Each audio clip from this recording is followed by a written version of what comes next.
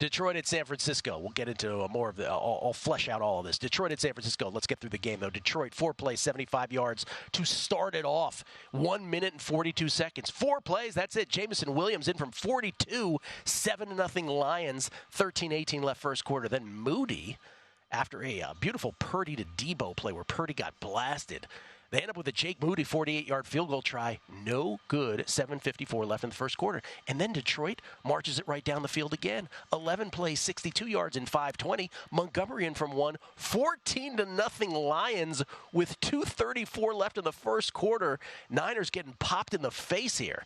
Niners do come back, though. 8 plays, 75-yard drive. That took 3:45. Beautiful play by Purdy to Juszczyk on that one. McCaffrey in from 2, 14-7 Detroit. 13:49 left in the second quarter. Detroit would have a 4th and 6 at the San Francisco 46. This was the first Dan Campbell decision. 4th and 6 at the San Francisco 46, up 14-7. He decides to punt.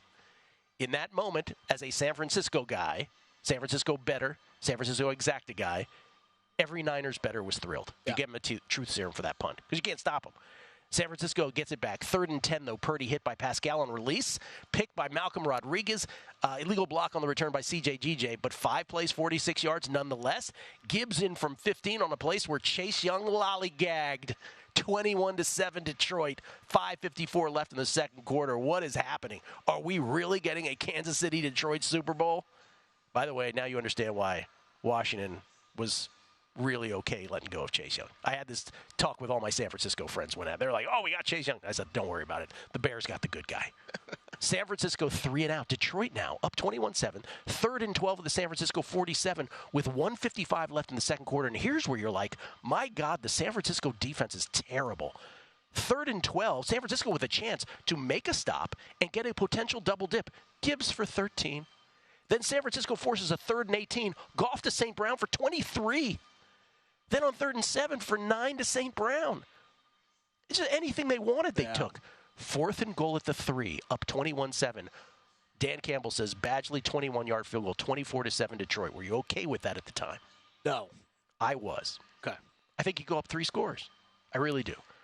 That's your half. Goff, 13 of 20 for 145. Montgomery, 9 for 60. Purdy, 7 of 15 for 93.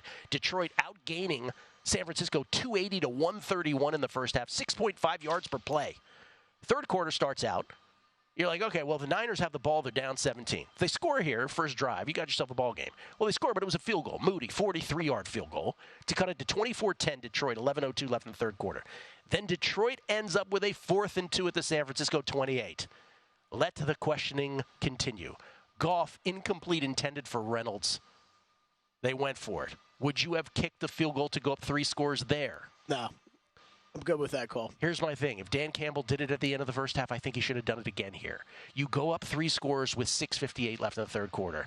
As a San Francisco bettor, I was thrilled that he went for it. So from that line of thinking, yeah, I think yes. If I had thought about that in the first half, then yes, I would have carried over with that same decision there. My point about these 4th downs, though, is reasonable minds can disagree. There's one more, of course. San Francisco to Debo for 17, to Ayuk for 51, that bounced off Kindle Vildor deep.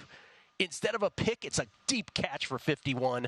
3 plays later to Ayuk on 3rd and goal from the 7, touchdown, 24-17 Detroit. All of a sudden, you got a 1-score game, 5:17 left, third quarter, 5 plays, 72 yards drive that only took 141. Detroit 1st and 10, their own 25. Next play from scrimmage. Gibbs stripped by Deshaun Gibson, recovered by Eric Armstead. San Francisco set up at the Detroit 24. 4 plays, 24 yards. McCaffrey in from 2. We are tied with 3:02 left in the third quarter. If your thought at halftime was, can the Niners catch up by the end of this game? How about in 12 minutes? Incredible. It was incredible. How about in 12 minutes, 11:58 to be exact. Detroit then with a 3 and out when Reynolds flat drops a would-be first down. Oh, rough. Rough second half for him.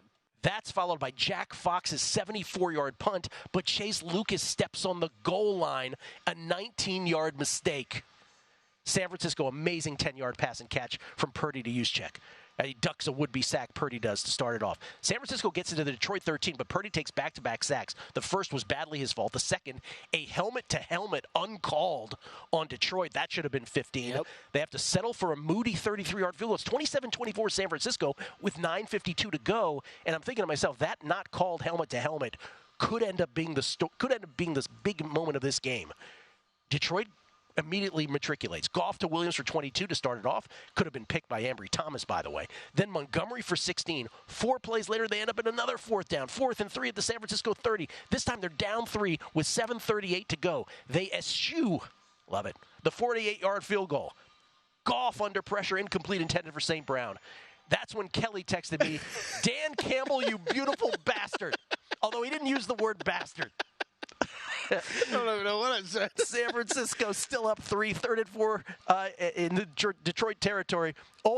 Greg Olsen, who's great. Awesome. He's awesome. He just had this one gaffe. He goes, seems like one of the most critical downs of the game. Purdy for 21. How gutsy was Brock Purdy? All you Brock Purdy haters can eat it. Yeah, I know the long pass was lucky, but man, was he good in this game. Awesome. He was awesome. Down the stretch here. It's amazing. There was this great tweet that Felica showed me that was sent to him, like, the Niners' defense is trash. They have a trash kicker, and everybody's trying to blame Purdy. Give me a break. Purdy for 21, then McCaffrey for 25, lands on his head and neck. Elijah Mitchell in from 3, 34-24. The Niners with 3:02 left. They're covering, for God's sakes. Detroit does matriculate. And then the part where you cannot have a reasonable disagreement. 3rd and goal at the 1 with all 3 timeouts. The most important thing in the world at this moment is to preserve your timeouts. And Dan Campbell and the Lions do the one thing you can't. You cannot do the risk-reward of running the football there. They do. And David Montgomery gets popped for a 2-yard loss. They have to use a timeout. It's almost immaterial, not to the spread, but to the game, what happened on 4th down. Lions do get the touchdown, 34-31, but the onside kick fails because, ladies and gentlemen, they always do. Niners escape again.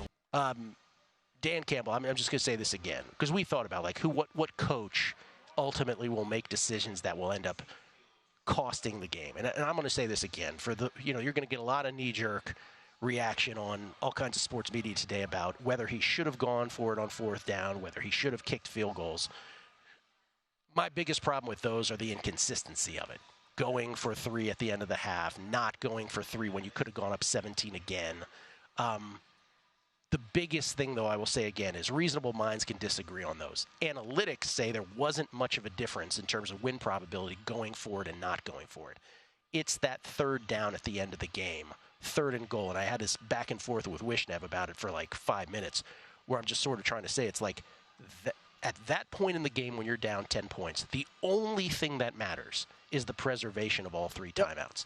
And the fact that the Lions didn't realize in the moment that they could not afford a run there, because failing on the run, you are forced to call the timeout. And when you only have 2 timeouts left, it's a death sentence at that point, no matter what you do on 4th down.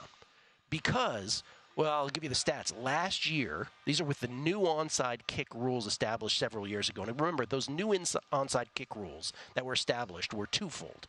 One, you had to have 5 guys on each side of the kicker. That was the first thing. You couldn't stack one side. Maybe even bigger than that, and the real stated reason by the NFL is they didn't want collisions, you couldn't have a running start. And that's why the percentage rate of conversion on onside kicks, the onside kick conversion rate has dropped. Last year in the NFL, the final stats on onside kicks were 3 out of 56 were successful. So that's just over 5%, 3 out of 56. This year, I don't have the final stats, but through late December, it was 1 for 31.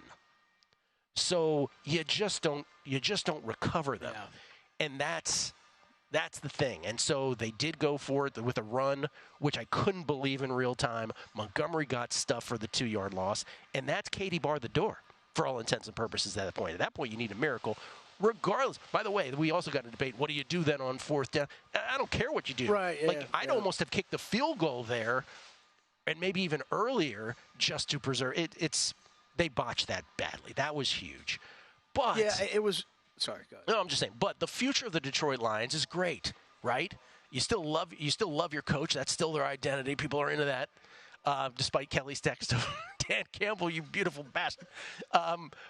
You got your quarterback still. I think people have no bad feelings about Jared Goff after all this, and you're certainly stacked with skill position players who could be elite all around. Yeah, there are. The majority of teams in the NFL are extremely jealous over the players that you have in the position players. But as Dan Campbell said, you don't know that you'll ever get back here again either. Yep. Right? You don't.